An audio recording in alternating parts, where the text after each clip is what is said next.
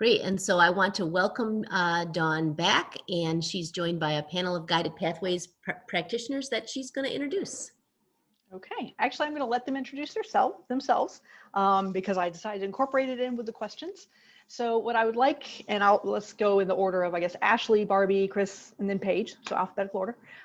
If you could introduce yourself, what your role is in Guided Pathways at your institution, and then one thing that you're especially excited about or proud of related to Guided Pathways work at your institution. Okay. Hi, everybody. My name is Ashley Van Heest. I'm the Director of Transfer and Scheduling at Jackson College. I have been part of the Pathways work since its inception at our institution. We were one of the part of cohort 1 of the National Guided Pathways reform. And I was on the committee, and then I was co-chair, and then I was not co-chair, and now I'm back to being co-chair. And so probably the thing that I am the proudest of our institution for doing, because it has had the greatest impact in our ability to push forward student success, is what we've done with developmental education. All of our developmental education classes are now only offered in a co-rec model. We have no more standalone DE courses. So every student, even if you come in the least academically prepared and you've placed into a foundational level course, you also are having the opportunity to take the college level match of that course in your first semester. And like I said, it's just been really huge for our student success and getting people through, especially English and math. And I'm really happy about that. Great. Barbie? Hi, I'm Barbie Hogue. I'm math faculty at Oakland Community College, Auburn Hills campus. And I've been involved with Guided Pathways since the beginning, and I was asked to join the committee at Oakland Community College because of my work in the math pathways. Just prior to our institution joining Guided Pathways, my colleague and I had worked on some math pathways to create different pathways. We had never had like the quantitative reasoning or liberal arts math at OCC. So I would say for me personally, that's my greatest accomplishment with that, is just getting involved in guiding how our institution is working for Guided Pathways with the smaller scale work we had done with the math pathways. Great. Chris? Hi there. Good afternoon, Friday, 4 o'clock. My name is Dr. Chris Engel. I'm the Dean of Counseling and Student Development at Mott Community College. I've been involved with Guided Pathways since the formation of it, as I oversee the Academic Advisement Center. And at the time, I was also the registrar, and under both of those roles, I oversaw a lot of the intake, orientation, academic advisement. So I brought the kind of student service perspective to that team. I think one of the things that I'm most excited about and proud about that our institution has done is I really love Dawn's point about it being a kind of large scale adoption of a foundational model and how we work with students. And what that's done is we've created a new area at our college called the Family Life Center. And we've also developed new positions as success coaches. And some may argue that those were done for strategic or specific reasonings, but we've really endorsed the Guided Pathways methodology, and those two, that department of the Family Life Center, and then adding the additional success coach positions, they really are going to enhance, and they already have begun to show the enhancement of how we can work with the Guided Pathways model, and really reducing barriers for students and connecting them to individuals at our college that have their best interest and can really speak to the Guided Pathways model and methodology. Great. Paige? Hey, I'm Paige again, and at Kalamazoo Valley Community College, I serve as the Provost and Vice President of Instruction and Student Services. And I became formally involved with Guided Pathways about 2.5 years ago when we had an administrator leave. And so at the time I was Dean of Math and Sciences, and that was one of the things that got shifted around. Before that, I served on this larger steering committee and was familiar with it, but wasn't in the weeds of it. So my co-lead of the Guided Pathways was a counterpart, or is a counterpart still, in our Student Success Services area. So really working, what I think I'm most proud of so far is that I'm excited about and appreciate about the Guided Pathways that it's brought different areas of the college together for discussion, getting to know one another, work, execute plans, and all of that is done under the understanding that we're supporting an institutional shift to a student-ready college, and really trying to look at the student development in a holistic way.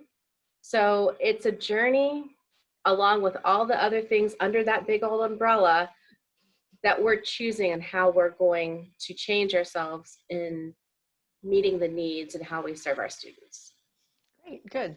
I'm glad we've got such wide representation on this panel. So, you know, just like I talked about with the committees, you need to have representation from across the campus. We definitely have that on this panel here. So I'm excited about the different perspectives. So in implementation research, when we talk about implementation, we always talk about it as a process.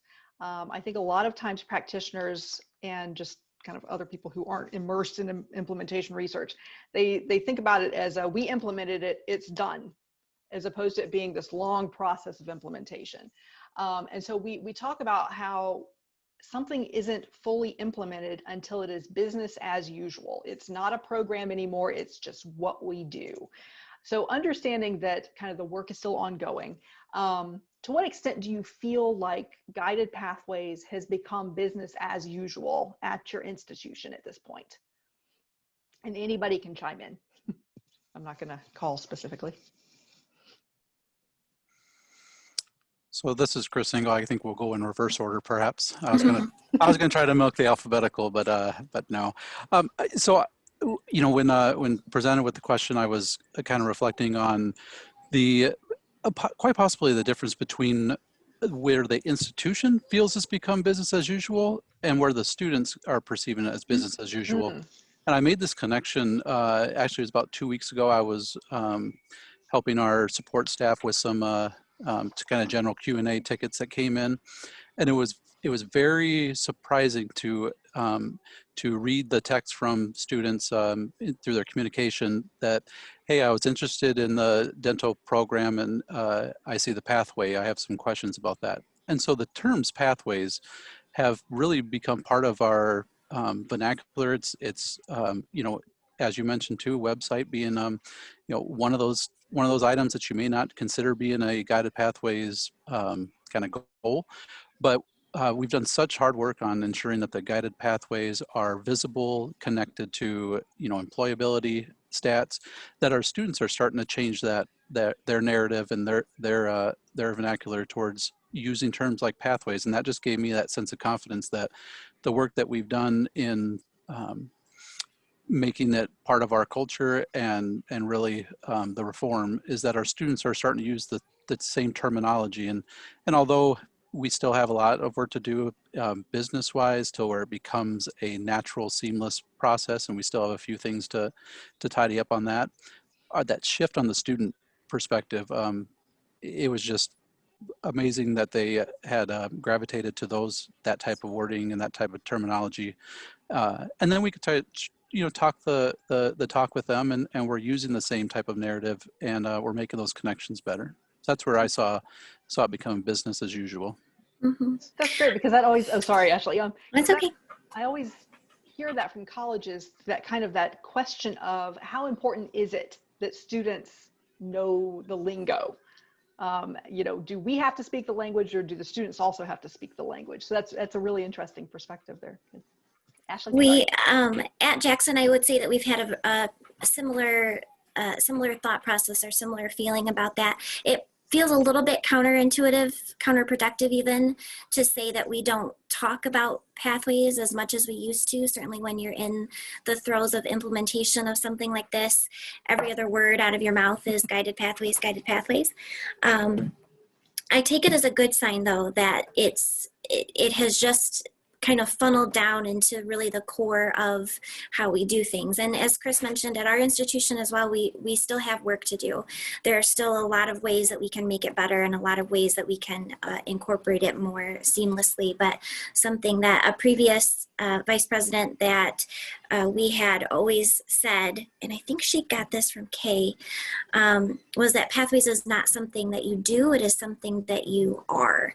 And so we've just really kind of embraced that thought process.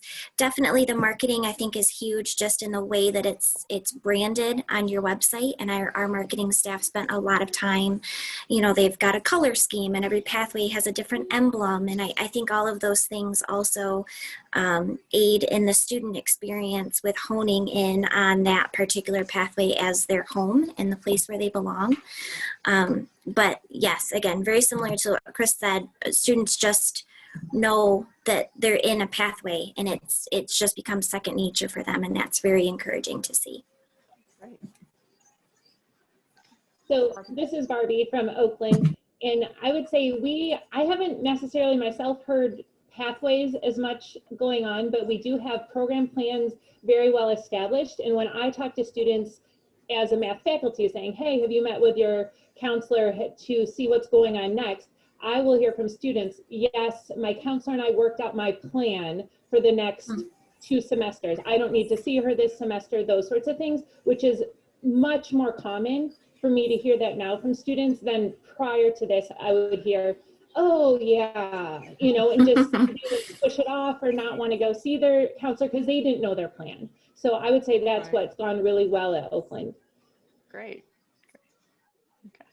I would second a number of the things that my fellow panelists have said. So from a different perspective, one thing that I've really noticed a shift in for us is that the collaborative nature of work groups is shifted to where it's natural now. It seems that groups are choosing to cross silos and come together in a more natural way. And that's been a really nice pattern to see, and it's become kind of how we're operating. Okay. So kind of, and this section, my questions are really kind of structured around the momentum framework. So how has Guided Pathways changed the ways that you connect with prospective students and then kind of onboard them to your institution? This is Ashley from Jackson. The biggest change that we made was in our application for admission. As you know, it remains a federal financial aid requirement that a student has a program of study selected on their FAFSA. So we kind of struggled a little bit with the thought of, okay, we really want students to select a pathway, but our pathways aren't programs at Jackson College. We've still maintained each individual program as a program. And so what we did, it used to be on our application for admission from a drop-down menu, students would select their program and it just brought up every program that we have.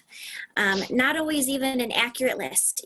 Sometimes it's not always getting updated. And so everyone was coming in as an accounting major or as a welding major because they didn't want to scroll through the list. So they picked the thing that was at the top or the thing that was at the bottom. And certainly, we had a lot of ways in our onboarding process that we worked through that with students in getting their programs updated and things like that. But now on the application for admission, students make their first choice that they make is what pathway they're going into. And then they select business and computer technology, and then they only see the things that are in that area. And so that has helped some, probably not perfect, but we do have a mandatory new student orientation and mandatory advising. So every new student that comes in has to go through the new student orientation process with a student success navigator. And that sort of, we buy ourselves that opportunity to have that one-on-one conversation with the students about you know, their goals and their wishes and what is it that they want to do, and then relate that back to what program of study they pursue. So we're trying to get as far ahead of it as we can, but still a little bit limited in just the implementation of that application technology. Yeah. So Chris, this did you is want to talk? Yeah.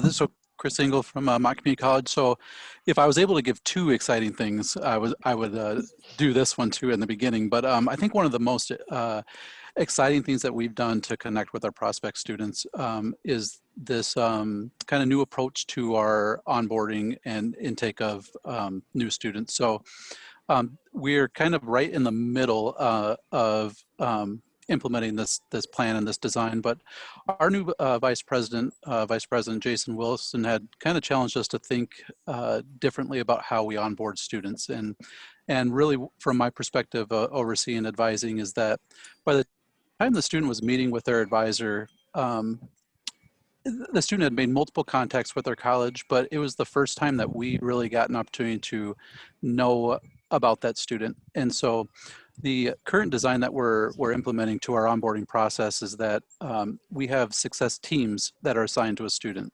instead of just an advisor or just a financial aid rep. So the teams actually include the new success coach, a financial aid representative, an academic advisor, and our personal counselor as well.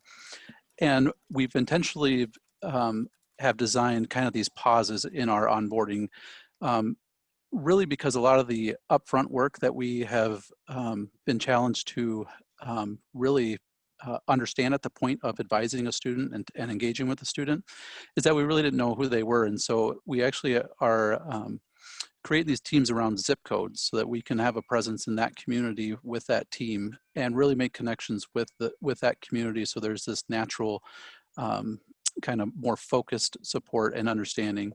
And from there, once a student does begin to go through the admissions process, there's heavy emphasis on completing a career exploration activity, or we're validating that they want to select a program of study that they've kind of thoroughly investigated. But most of our students, very similar to Ashley's comments, is that we had a ton of business majors, because when you do the drop down list, business is just right there in the middle. And then we would talk to them at the point of advising and realize that really they had no interest in the business program itself. And if it came across that the student didn't know what program they truly wanted to select, there was this career assessment with our counselors. And so we wanted to kind of flip that and really intentionally slow down so that we got to know that student through our intake process. And we're making connections on a personal level with the student. We're conducting some form of a career exploration and selection or validation of that program. That financial aid rep is right there on that team, ensuring that payment and the funds are secured. And then we also have the success coach there to help navigate through some of our processes, a personal counselor if they've been identified as someone that may have barriers or challenges in front of them. And the last part of that is using our Starfish platform to generate at-risk scores, and we're currently kind of in the vetting process of that, and that will actually decide if that student is actually kind of first treated with or first met with one of our counselors, so that they can kind of conduct this barrier reduction, because we don't want to put a student through our processes and then realize once they're a week or two in the term that they don't have transportation, they don't have health care, there's food insecurity issues. So again, with our Family Life Center and us being able to get to know our students a little bit better, that's really how we've kind of flipped and are changing our onboarding and intake processes. Great. Yeah, it was unique about your institution that your case management advising is by zip code, as opposed to by pathway, which is what most of the colleges have been doing. So, okay, I'm going to shift to, because we're going to run out of time. I wanted to let Barbie talk about what changes have been made to developmental education that are related to guided pathways. So this is Barbie from Oakland Community College. Like I said, in my personal bonus of the Pathways work is we created a separate pathway for developmental math in So students don't have to take linear or to take intermediate algebra. As I say to not students, intermediate algebra is where dreams die, right? And so we don't want their dreams to die. And intermediate algebra was the barrier class at OCC because you needed it to take statistics or even our quantitative reasoning. So when we were building the quantitative reasoning class, we built its prereq class called math literacy that can go either into statistics pathway or to the quantitative reasoning pathway. So that helped a ton. It helped improve our college algebra class, but also helped improve our statistics in our success in getting to the college level class. And then our English department had those students that were really close to placing into Comp 101 kind of thing, but not quite. So they have a 3-week boost class at the beginning of the semester to get those students ready and then jump right into the rest of the semester being a Comp 1 class. So both of those changes have been made and we have seen great improvements with both of those at Oakland Community College. Great. Good. Okay. I'm seeing a lot of questions and I can see that the panelists are answering the questions in the chat. So that's great. I think we only have a few more minutes. So I'm going to skip some questions. I want to go to asking, I'll direct this one at Paige. What advice do you have for other colleges that might be struggling or are earlier on in their implementation process of guided pathways? Sure. Thanks, Dawn. A few things to remember. First, that it is a way that you're choosing to operate as an institution and how you are interacting with students. And while there are certain steps to guided pathways and elements, know that no two institutions will be exactly the same. There's a unique culture, though there are similarities. Also, it's okay to stumble. It's okay to take 2 steps forward, a step, maybe 3 steps back, and then 2 steps forward. That's the natural process, and it's okay. And think about it in terms of our students. We don't expect them to come in and be perfect at everything. And it's part of that learning process as they're growing as individuals. It's the same for us operating within an organization, that it's okay for us to stumble. It's okay for us to try something and it not work, and we learn from it. And so to give ourselves organizational grace as we grow and mature and how we look at students. I think also the other piece to all of this is, as community colleges themselves and their missions continue to mature in their history, going from access to having paths to really focusing on retention and then the graduation piece, and now really looking and being cognizant of economic mobility, that we keep all those things in mind and know what your core values are for your institution and make sure you weave that throughout all the work that you're doing. And realize that it's looking at the operation. So it's not this initiative, that initiative, or something, off on the side. It is how you're choosing as individuals in an institution to operate and interface with your students. Great. Okay. Jenny, do we have time for a couple more questions? Are we good? Go right ahead. You have some more time. Okay, good. I should have talked faster during my part, and then we could have had more time with the colleges. So it's kind of hard to talk about anything right now without talking about the pandemic. So how has the pandemic or the school closings, kind of everything associated with current events, how has that impacted your guided pathways work, or how has your guided pathways work impacted how you've responded to those events? Kind of bringing it to the present. Chris, go ahead. You got it. Ask me to get started. We'll go alphabetical. We've been plagued by a couple of things. So just kind of speaking frankly and budgetarily, one thing that our institution moved to do was offer early retirement buyouts to a lot of folks, just as we were kind of going through the process. And there were a number of folks that took them up on that early retirement buyout. a lot of you probably know Charlotte Finnegan, and if you think about Jackson College and you think about Pathways, you probably think about Charlotte Finnegan. And so she's gone. And so just trying to figure out how to maintain momentum. You know, we were really fortunate in our implementation phases not to have a lot of turnover happening. But now kind of as we feel like we're settled 5 years later, but now is the moment where we're having a lot of turnover happening, new vice presidents and people coming and going. And so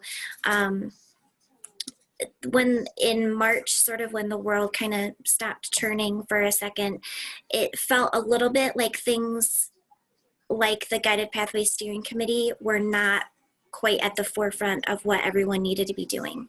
But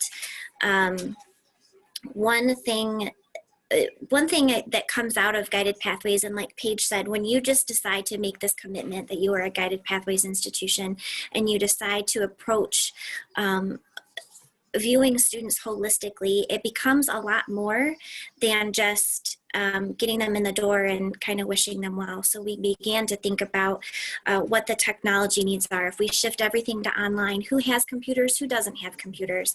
Do we have resources from our communities or our foundations to provide that kind of technology?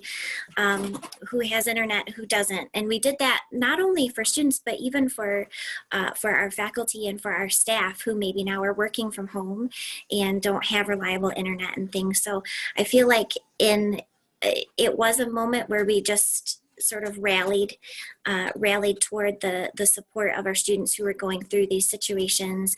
Our OASIS Center, which is our licensed professional counselor center on campus, is still open. Our health clinic is still open. And so just maintaining things like that and making sure that we were still doing those things to not just get students through academically, but get students through this time. And I do think that our commitment and our desire to do those things had a lot to do with the framework of Guided Pathways. So I'll keep this relatively brief.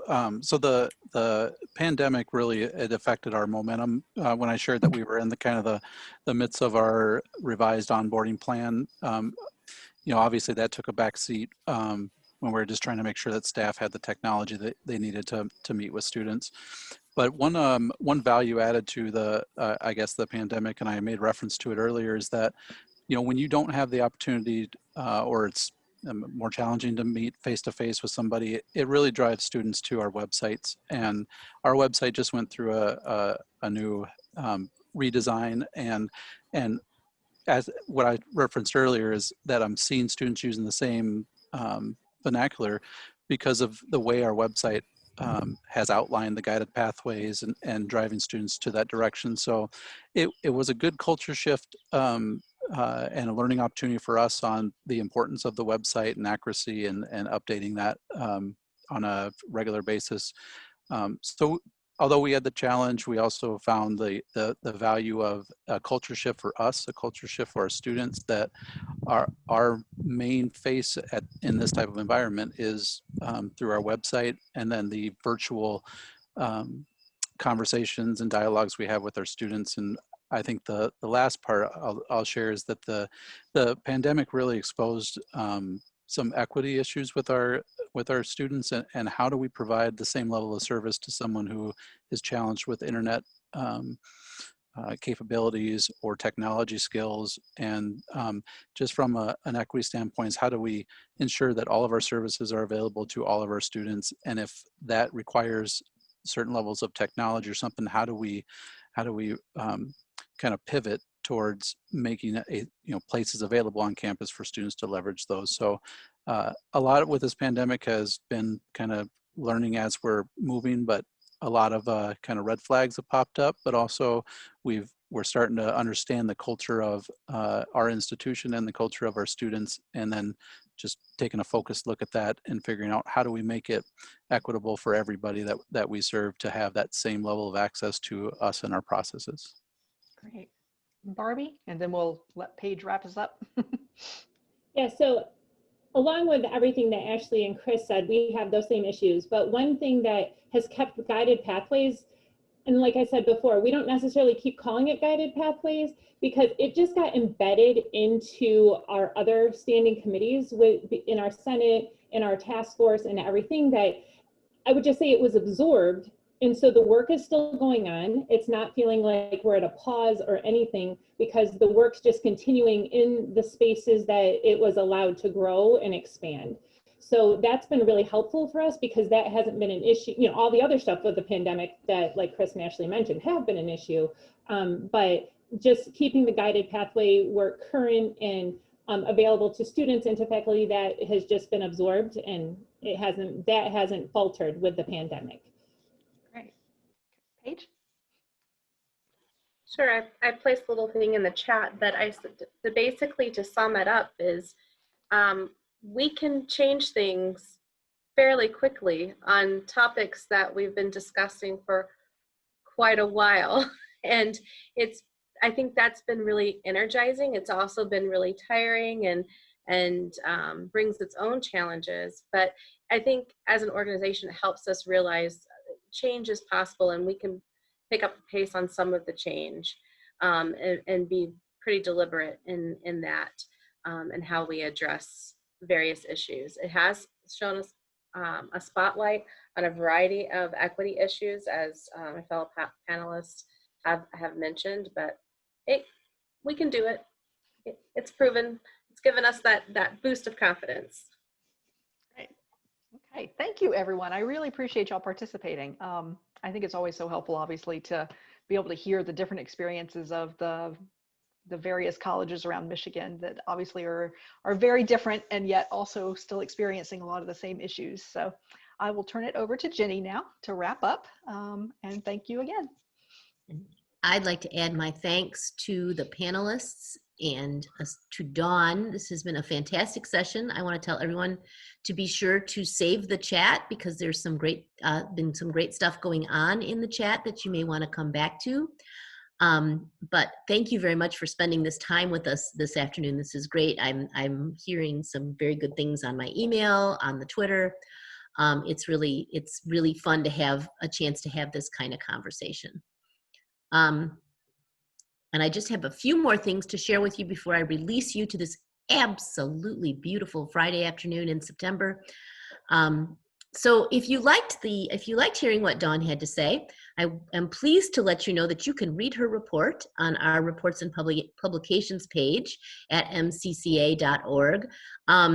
It's a really excellent summation of what we have been up to. Particularly with the 2.0 phase of Guided Pathways, but it's a really great addition, I think, to the body of work that we are putting together. You can rate our session if you liked this session. If you liked any of the other sessions, my colleagues said to me, I can't say if you liked this session, please rate it, because that implies that if you didn't, please don't. But of course, I want your feedback. We all want your feedback on how this new format has worked for you, this new summit format, what sessions you attended. You can rate all of them. You can do this really cool thing where you hold up your smartphone to the QR code and open the camera, and it will take you right to the survey, and you can go ahead and, you can take it multiple times if you attended multiple sessions. Finally, we're crazy, so we're wrapping up our 6-session Student Success Summit this Friday, and we are back at it next week with some more exciting convenings for you, starting with the focus on equity-minded teaching strategies. That's a 2-part series. It's open to any faculty teaching any discipline. It is part of the My Start to Finish support, but it is not limited to developmental education nor math faculty. So please consider that. There's still time to register. That starts on Tuesday, 2 sessions. We'll have a workshop for My Best coming up on the next day. And then also I wanted to call attention at the bottom of this page, and that's all you can see. Actually, they go on and on, but I'm going to highlight this idea of tools for advancing equity through guided pathways. Our friends at NCII have put together a really great series of kind of conversation starting briefs, and Priya and Rob are going to be on hand on October 7th to kind of walk us through what's available and see how we might be able to use those equity briefs to kind of dig into the equity issues that we're facing on campus. So those are a few events that I wanted to highlight, unbelievably happening in the next 2 weeks. And coming back to Twitter, follow us into the fall. We did gain at least one follower over the session today, and keep watching where we're going. We're going to be having Twitter Tuesdays at the end of October and November, and you'll have more information about that. So stay tuned to the tweeting that we're doing. And I think that's all that I have to say. Of course, if you are more than welcome to contact any of us. But another thank you, and I so regret that we are in the midst of a pandemic, and that I cannot invite everyone who's still here at the session, and especially our panelists and Dawn, to meet me at the bar for a glass of wine. But we can do it in spirit. So thank you all, and have a good weekend.